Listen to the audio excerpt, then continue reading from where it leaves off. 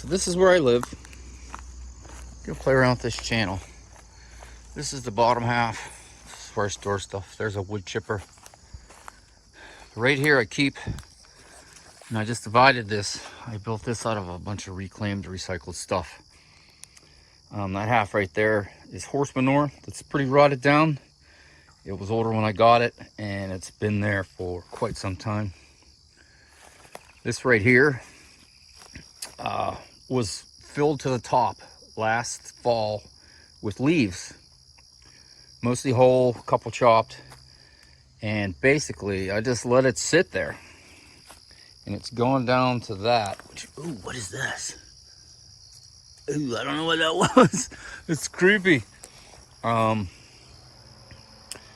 yeah, there's some sticks and stuff on top. I'm gonna just pull these just completely up and take the sticks and stuff off, and I don't even know if I'm gonna sift it at all, but it's full of worms because I've played around in a little bit. This half right here is compost I buy locally. It's all organic, made kind of in the city. And like I said, I do live outside of Pittsburgh. And right here is my composting system that I can't say I designed it. I really didn't design any of this stuff. I just looked and seen what other people did, and I thought, well, that's cool, I'm gonna do that. It's 3 bins. It's actually not pallets nailed together, but pallets were used. But the main structures, these are all cedar 2x4s that I bought at Lowe's a couple years ago. They were like $8 a piece on sale or something. That's what all the frames are, but the size that I made it too big for just a solid pallet slat to go. So I had to take them and cut them. I think they're 2-foot pieces, if you look, and then I screwed them in. And that's the way it goes the whole way around. But it's 3 bins. I like that, just a standard. I mean, I'm not Charles Dowding here with his monstrous setup. This is the pile I started building a couple months ago, probably. It's been up and down, up and down. There's some crushed up wood chip on there now. Some coffee from my daughter, where she works, she gets it. This was basically built and this is just, I'm storing it there. This is basically built overall last winter, and look at that, a little bit of this year. And once it really seemed like it was done, and it was turned a couple times, I put it in here just to sit and start building it over there. And this was the compost, of which I'm almost out. That was made 2 years ago then? A year ago? It starts getting confusing. I did, because we do get our fair amount of rain and snow, I built these. And mostly all this is reclaimed wood, other than the cedar 2x4s. And I put little chains on there, so when I flip it up, it holds it open. And this is kind of what this channel I was thinking was gonna be, just showing me do stuff. Right there, we're gonna build a little tool shed to put all the rakes and shovels and slats and stuff in. This design, the roof design, definitely needs figured. I kind of took a little bit of how James Prigioni does his stuff with putting these furring strips down to hold the plastic. It kind of works, but then when it got snow and rain, it sags down. So I don't know if I still have some old metal, but I also don't want to make the roofs like, 100 pounds. I like it now that they're kind of light. Maybe I can put the camera here. Maybe. I don't know. This is all new. I'm just trying this stuff. I'm just using my phone. Oop, I turned it off. Like I said, I'm just using my phone. I'm not Mark from Self-Sufficient Me or Kevin at Epic Gardening. I'm going to drop all the names of people. But, so I'm just trying this out to film some stuff, and I think it's interesting. But I have just an old slat That's kind of what I use to just help pick it up. Yeah, we'll cut that out, huh? It's a little dangerous. And that's kind of how that works. All of them do it, so I can have them open. Oh yeah, tree branch come down, and that's why there's duct tape on there. But all in all, I mean, it pretty much works. I just put some grass clippings and some wood chip that was chopped up with the mower. And here's my compost thermometer. Let's see what we got going on there.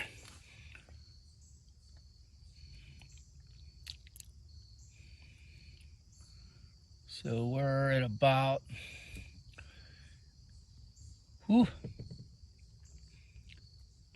nearly 60 centigrade. We're just about 60 centigrade, which makes it about 140 degrees. That's in the middle. And in the back of the pile, definitely cooler. And some of the sides, like up here, are, whoa, okay, it's still cooking. But over here, I checked it just the other day, and okay, everything's heating up. Make a liar out of me. But that's that pile, and I do all my kitchen scraps, grass clippings, garden waste, all that stuff we put in there. And I use straw. I chop it up when I'm running out of brown, but I shred all my paper I get from the mail, a lot of cardboard. I don't know, seems to be working. Like I said, all this stuff, shovels and rakes and forks and buckets, is why I want to build this little tool shed. And yeah, I know the price of wood is coming down, because I will show you a garden bed I just built out of new wood instead of reclaimed like pallet wood. But this, I decided I want to make the whole thing out of pallets, so I can say the whole thing was free. All the wood is pallets so far. They're not tall enough to make as tall as I want, so I'm going to do 2 walls. And by the way, if anybody watches this and I start getting like a gazillion followers, which is probably not going to happen, I'm not a professional builder or anything like that. That's a disclaimer right now. I just watch a lot of YouTube videos and read things and look at things that people have built around my house, like my shed over there. And I think, oh, okay, I think this will work. I'm usually spot on. Not spot on, but it works. But please don't by any means say, well, this is how Noah did it at his house. Ah, look at that, at Noah's house. There's the name. But I'm just gonna try. Maybe it's gonna look neat. Or maybe it will, fall down and be dangerous. Doing some stuff behind, clearing out. Up there I have some stuff actually. I built a bed where I want to plant potatoes because I did them in my garden this year and they took over. And I actually have asparagus growing back there, but I'm on the fence of whether how good that's gonna do. It's up there, I'll get up there in a minute. I do live outside of Pittsburgh on a very steep hill. So, but this used to be a lot of underbrush and a lot of gook, and I've been clearing it out. There were a lot of trees that had vines in them, and then the vines killed the trees, and the trees were threatening my fence and my house and my deck. So that's what started this whole, let's clear it out. It used to look like that, it looks like this. And I've been doing it for a couple of years. Just started for safety for my house. But I'm gonna amend a bed right now. I'm gonna mix some of my homemade compost with a little bit of the rotten horse manure, and I'm gonna put that on the one bed, and everything's getting ready to go to sleep because winter is coming in western Pennsylvania. So I'll go up and film some. All right, well, I'm a little out of breath. Here's my partner out here. That's Lila. She likes to hide under the deck, and she loves frisbees. So this is my garden. I kind of revamped it a little. over COVID and all that. We had a lot of work done on our house. We had a deck built, and we had the house resided, and we had things like that. But I had a huge draining problem here.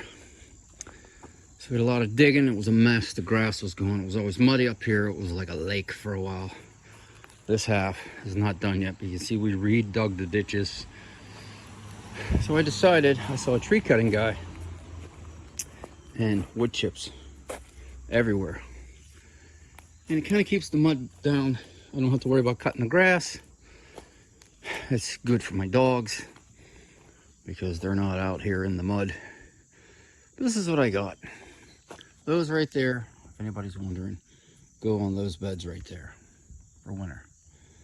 And that was the gardening channel with James Prigioni. He did a really cool video on it. So I made them. And I like them. This is a little bit I put in. We'll do a little tour. Those are radishes. They're not doing good. I have a lot of pests here. I built these 3 raised beds. The first one's completely made out of pallets. The second one's 80% pallets, 20% store-bought wood. And this is all store-bought wood. This is the last bed I completed, and I did it last weekend. Reclaimed metal from a friend's farm in West Virginia. And I think, whoa, oh, still messing with this new phone. They work out pretty good. Oh, I do have a board I want to put in the middle. It's starting to get a little wide in the middle. I did put boards. Those are pallet pieces in the middle at the top and the bottom to stop the bowing. I know what people are going to say. It's going to rot out. No, it's going to rot out. I know it's going to rot out. What are you going to do? It'll probably last 5, 6, 7 years. Well, these are just plants I dug up to bring back in the house, different pots. This is a joke. Me and my wife, we put some flowers in there for her, and a tomato plant popped up. There's a pepper plant that I'm going to try and overwinter in my house. These were kind of like my tomato patch.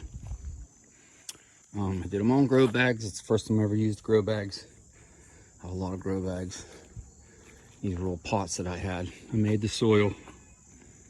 It works fairly well, but I have an issue with a lot of trees that have been here, and it is getting bigger and bigger. So we're gonna do some serious trimming this year to get more sun. This was all cucumbers over here at one time. It kind of worked, it kind of didn't. The tomato thing was nice. I didn't have